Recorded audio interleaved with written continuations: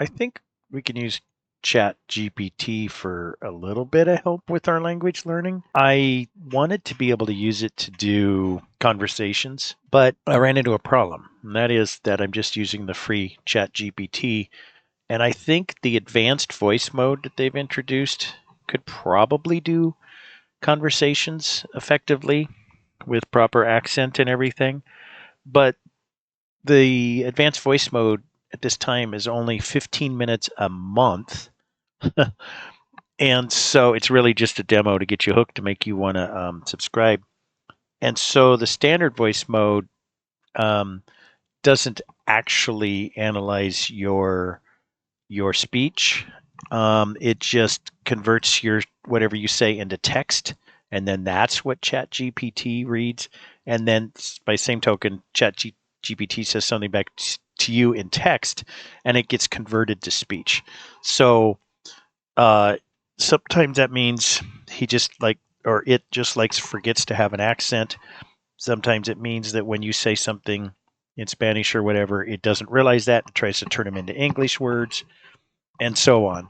So I think in the standard voice mode, it would be best used as a resource for asking grammar questions. And I know it's not flawless, and people probably tell you not to do this, but the very simple grammar questions that we come up with um, as beginners, I think that it's a convenient way to do this instead of Googling it and sifting through Reddit posts and that kind of stuff. So I created a new GPT Chat GPT account just so you could see what it's like when it's fresh and new. And so if I do this now, it's going to use the advanced voice mode, but let's just check that out. Yeah, sneak peek. It says short period each month, 15 minutes. Hey, it's great to meet you. How's your day going? Oh, that I'm voice really is looking forward annoying. to Just working a on some minute. cool stuff. Hey, what's up? I think Hi there. the only Hello. no no Hey there. no Hey. no. Hi. Hey, how's it? Hi there. Hey, it's Oh, great to meet Hey, wow. what's up? Feel free to ask me. Hi there. I just want to share how thrilled I am to work with you, and I can't I'm wait to get started. yeah, So what's the game plan? I'm so thrilled too. These voices are so annoyingly chipper in general. But let's start with Cove. And let's see, is it gonna? I think I shared my microphone. Hi, Cove. Can you hear me? Yes, I can hear you. How can I help today? My name is Mike, and I'm doing a demo of advanced voice mode, and I'd like to maybe try some language learning things. That's great, Mike. What language are you thinking of practicing? Spanish, and I'm pretty much an absolute beginner, so it would have to be very simple stuff. Are you able to speak Spanish with the proper accent? Yes, I can help you with Spanish and use the correct accent. Let's start with something simple. How about greetings? Would you be able to, like, if we were doing role playing, could you speak English with a Spanish accent? Got it. And yes, I can speak English with a Spanish accent if you'd like. Would you like to try that now? Yeah, I want you to. We're role playing here. You're meeting me in Mexico. You can speak English, but with a Spanish accent, and I know a little bit of Spanish. So you're helping. You're trying to help me learn some Spanish sayings, but you're also able to speak to me in English. All right, let's get started. Hola, Mike. ¿Cómo estás? Today we can learn some basic phrases. I don't even hear your Spanish accent, but okay. Yeah. What's your name? My name is Kobe. ¿Y tú? What's your name? Cove. I can't remember how to say mucho gusto. Me llamo Mike. Me llamo Mu- Mike. Perfecto, Mike. Encantado de conocerte. Let's keep practicing. Cove, I believe I might have said, I know I said it wrong. I think the correct way is me llamo Mike, but is that correct or should I be using nombre? You're correct with me llamo Mike. Me llamo means my name is. You could also say mi nombre es Mike, but me llamo is more common in conversation. You're doing great. Okay. Do you have a Spanish accent to your English? Yes, I can speak English with a Spanish accent. Let's There, continue. there you go, Cove. I like your Spanish accent now. So, I think I should order you a beer here at the cantina for helping me. So, hold on, let me raise my hand for the server and say un cerveza, por favor. Muy bien, Mike. That was a perfect way to order a beer. The server will understand you perfectly. Keep it up. Oh, okay, Cove. Muy bien, muy bien. That's good. That was a good demo. Thank you. De nada, Mike. If you need any more help, just let me know. So that would be actually pretty cool. But the minimum subscription, I believe, is $20 a month for GPT Plus, and I think that might give you of an hour per day, or is it per month? I don't even know because I really didn't want to entertain the idea of paying for it. So what I can do is I basically have to force myself to run out of my 15 minutes for the month. The way I did that on my main account was I just used it for 15 minutes, which is great. Every month you get 15 minutes to have those kind of conversations. I thought it was funny that he could speak with a Spanish English with a Spanish accent, and it was a neat way to interact, like he's trying to teach me Spanish. But on the app on the phone, when you're talking in standard voice mode, it's just a white dot in the middle, and you can hold your finger on it, and you're not done until you let up on it. So maybe I should demo the rest of this in the phone app, which is probably what we would use the most, that I know for 100% sure is in standard voice mode. Okay, so this is what I see on my phone, and I'm going to just use ChatGPT from the phone for the rest of this. The audio from the phone in the ChatGPT app, for some reason, acts like it's a phone call instead of media. So it's not playing it through my PC speakers when I link my phone like this. So I'll just have to hold the phone up to the microphone when it responds to me. But anyway, so on uh, the app, here we are. And on this particular account, I've used up all my advanced voice mode. So it's going to be in standard voice mode, which looks like that. It's just a white dot. And if I hold my thumb down on it, there we go.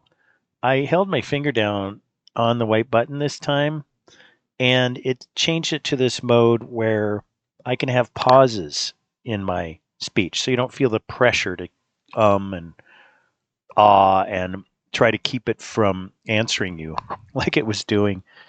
So that's what I'm doing now, and then I can let loose when I get done. So ChatGPT, I am wanting to ask you some questions about Spanish grammar and that kind of stuff as I am a beginning student in Spanish, okay?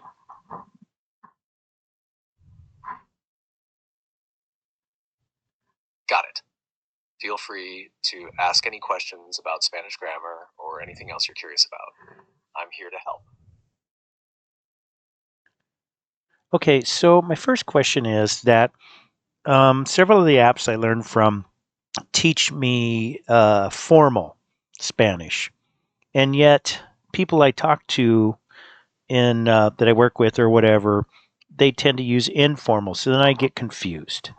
So, for instance, the difference between a formal version of "Where are you from?" and an informal version of "Where are you from?" Can you tell me those? Sure. The difference between formal and informal Spanish often depends on whom you're speaking to. For where are you from? Formal. ¿De dónde es usted? This is used with people you don't know well, elders, or in professional settings. ¿En dónde eres? This is used with friends, family, or people your age. The key difference is the verb conjugation, es formal versus eres informal, and adding usted for formality. Does that help clear it up? So I've switched out of voice mode because that highlighted some problems with this. But the good news is you can just switch out of voice mode. He said this so fast you couldn't even hear it. De donde es usted? I think it even might have skipped some words. But that is, what we learned formally. De donde es usted? And then informally, de donde eres? The form of the verb, es versus eres. Anyway, so now that I've switched out of voice mode, I can go back to it and ask him, more questions. So the form of the verb, es in the case of formal you, and eres in the case of the informal you, which I think is tú, that tells you whether you're talking formal you or informal you. So could you, in the formal case, just say de donde es and leave off the usted, and it would be implied? Would that still be considered polite and formal? Yes, exactly. You've got it. In formal Spanish, you can say de donde es without explicitly saying usted. The formal tone is implied by the use of es. This is perfectly polite and formal, especially if the context makes it clear you're addressing someone respectfully. Great observation. You're thinking like a native speaker. Okay, well, that's good to know, although I thought I'd also heard that it's kind of abrupt to not say usted. And anyway, so informal, since the form of the verb is eres, then you just say de donde eres. Okay, thank you. That helps a lot. Explains why I hear different ways from different people, different contexts. Another question I have is related to pronunciation, because two of the apps I use seem to be teaching a particular Spanish that I'm not sure if it's Spain Spanish, Mexican Spanish, South American Spanish, Argentinian Spanish, whatever. And it has to do with how to pronounce a double L, as in she, which is ella or ella, depending on the app, or there, over there, like allí or allí. So is that true that double L has different pronunciations depending on where in the world you are? And what are the differences between Spain, Mexico, and let's say some parts of South America for double L?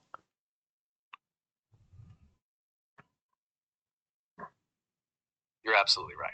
The pronunciation of LLL varies a lot depending on the region, and it's one of the most noticeable differences in Spanish accents. One, Spain. In most parts of Spain, LL is pronounced like the English Y in yes. So Ella sounds like ella. Two, Mexico. Similarly, in most of Mexico, LL is also pronounced like the English Y. Three, South America. In many countries like Colombia or Peru, LL is also pronounced like Y. Argentina and Uruguay are the exceptions. They often use a sound closer to the English S or ZH, like the S in measure. So Ella might sound like Esha or Ehja. These regional variations are all correct. If you're speaking to someone and mimic their pronunciation, they'll understand you perfectly. You can do a lot more with this. You could ask it to give you sentences with words missing, and you have to figure out the proper Spanish word to put in there. Stuff that basically just doesn't require it to hear your accent because it can't hear it in standard voice mode, or to properly speak back to you with a proper accent because it doesn't always do that. But I think it's a great resource for asking questions like this. So there you go.